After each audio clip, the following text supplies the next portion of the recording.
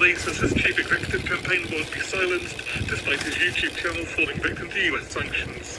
A DJ and activist becomes the first person jailed for sedition in the post-handover era, and COVID cases show a small rise, but officials are confident the situation remains stable. Chief Executive candidate John Lee has strongly criticised Google's decision to take down his YouTube channel, but stressed the move won't affect his campaign. Google says the decision is a result of US sanctions against the former Chief Secretary and Security Minister. Mr. Lee says the move is disappointing, but stressed that he had many other ways to keep in touch with the public. The so-called sanctions against me are unreasonable, oppressive, and are intended to exert pressure on me to make me doubt myself. But I have stressed many times that their unreasonable acts only make me more convinced that what I'm doing is right. Therefore, I won't pay their sanctions any mind. It's not worth my attention. Former People Power Vice Chairman Tam Tak-chi has been sentenced to more than 3 years in prison after being found guilty of 7 counts of sedition. He's the first person to stand trial and be convicted under the colonial era sedition law since the 1997 handover. Francis Sitt reports. Tam Tak-chi was found guilty last month of chanting seditious slogans on several occasions from January to July 2020, including Liberate Hong Kong, Revolution of Our Times, a phrase that was ruled to be capable of inciting others to commit secession in Hong Kong's first national security trial. The 50-year-old DJ and activist was also convicted on 4 public order charges, including holding an unauthorized assembly and disorderly conduct in a public place. His lawyers had pleaded for a lenient sentence, saying Tam had never advocated violence and was only using extreme remarks to express his emotions. But District Court Judge Stanley Chan said a deterrent sentence was needed because some of the offences were committed after the national security law came into force and while Tam was out on bail. The judge, appointed by the chief executive to handle national security cases, also stressed that the court has to consider the social and political reality at the time.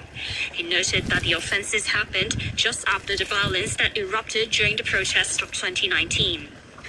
In mitigation, the defense argued that Tam had a genuine ideology and cited his background in theology. But Judge Chan read up parts of the activist speeches and said he could see no ideology. He described Tam's words as merely boundless abuses from a 50-year-old uneducated man. The judge then sentenced him to 40 months in jail and to pay a fine of $5,000. The activist has been detained since he was arrested in September 2020. Health officials have reported 668 new COVID infections, a slight rise from the 600 cases logged yesterday. 13 other cases were imported, and another 10 patients infected with COVID have died. The increase comes ahead of the relaxation of several social distancing measures tomorrow. But Dr. Albert Au from the Centre for Health Protection says infections have remained stable in the past few days. So far, we do not see an obvious trend of upsurge, but we will closely monitor because the Easter holiday has just ended, so we need to observe for a few days or even a week to see if there is any possibility of upsurge. Health officials say they're deploying more people to a hotline handling inquiries on the government's new registration system for recovered COVID patients. People who register are issued with a QR code that exempts them from using a vaccine pass for 6 months. Dr. Au says officials are aware that some people have been unable to get the QR code. If people they test positive, their problems in getting the QR code so that we can assess the situation and see if we can help them.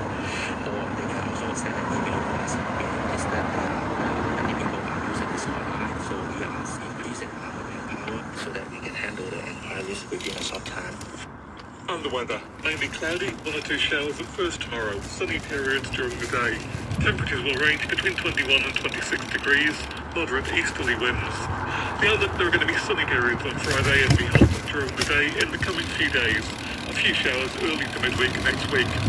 Temperature now at the observatory 22 degrees, humidity 78%. You're tuned to RTHK. The time is 5 minutes past 11.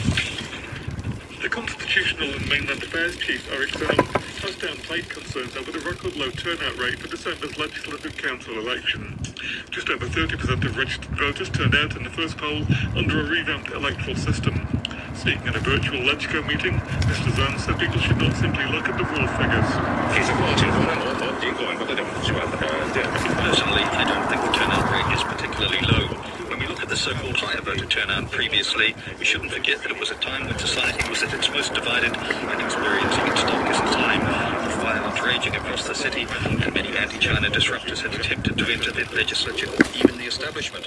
Were all these beneficial to Hong Kong's long-term development? I think everyone knows the answer. A company that provides COVID testing in the SAR has apologised after failing to send results to almost 500 people, including 25 who had contracted the virus. Prenetics said the problem was a result of errors by staff who failed to upload the results at a time when the company was dealing with a backlog of samples in late February. The company said it reported the positive cases to the Department of Health early last month and revealed the incident at hospital earlier this week. Prenetics says it's in touch with the people involved and is thoroughly investigating. Environmental regulators and chief executives to prioritise converting commercial vehicles such as buses to zero emissions to protect people's health. A survey of 1,000 people commissioned by the Clean Air Network found that 72% support the transition of all franchise buses to zero emission. Around half of respondents said they hoped at least half of Hong Kong's bus fleet would go electric by 2030. Patrick Fung is the group's CEO. Over the past decade of the government effort to try to make transition or to do trials of electric bus, under 1% of the franchise buses are actually electric. Not to mention, most of these 40 electric buses are actually single-decker, which are not enough to carry all the commuters or to fulfill the transport demand in Hong Kong, no matter its peak hours or not. The administration is proposing to double the levy on plastic bags to $1 and plans to table a bill for that to go sometime in June. Last week, government advisors proposed raising the levy from 50 cents to $1 or $2. Damon Pang reports. In papers submitted to the legislature, the Environmental Bureau says that, for a start, it wants to double the plastic bag levy to make it more effective. It also proposes to cancel an exemption for frozen food items. It says people can still get exempted for takeaways, but for one bag only. The government said that when the levy was first introduced in 2015, the number of plastic bags thrown away fell by a quarter, but that rebounded in subsequent years. Meanwhile, the Bureau says it hopes to implement a household waste charging plan in the second half of next year. Shanghai has confirmed 7 more COVID-related fatalities, raising the death toll from the current outbreak in the city to 17. But officials also reported no new cases of the virus outside quarantined areas in 2 districts, raising hopes that the tide is turning in its battle against the epidemic. Kenny Holgard has the details. The new deaths were reported as Shanghai logged more than 18,000 new local infections. Just over 16,400 were asymptomatic, down almost 1,000 from Tuesday. Symptomatic cases fell by over 500 to 2,494. Stringent lockdown measures in the first after the Omicron outbreak began in early March have left the city's 25 million residents struggling with a loss of income, irregular food supplies, separation of families and poor quarantine conditions. Shanghai health official Wu Chanyu tried to lift the mood with an encouraging situation report during the daily news briefing. The number of infections in Shanghai is seeing a downward trend. The number of infections in places that have been reporting more than 180 cases have dropped for 3 consecutive days, and the virus transmission in the community has even dropped in the country. While over 16 million people are still not allowed to leave their flats or housing compounds, Ms. Wu said nearly 8 million can now return to work or walk outside, an increase of 2 million from last week. But Shanghai still accounted for the bulk of COVID cases reported on the mainland. The National Health Commission confirmed a total of more than 19,800 new infections. 133 symptomatic cases were from northeastern Jilin, while Guangdong reported 14. Overseas, a Ukrainian Marine commander in the besieged port of Mariupol has issued a desperate appeal to world leaders to extract his fellow soldiers and civilians trapped in the steelworks there, saying they were probably facing their last days or hours.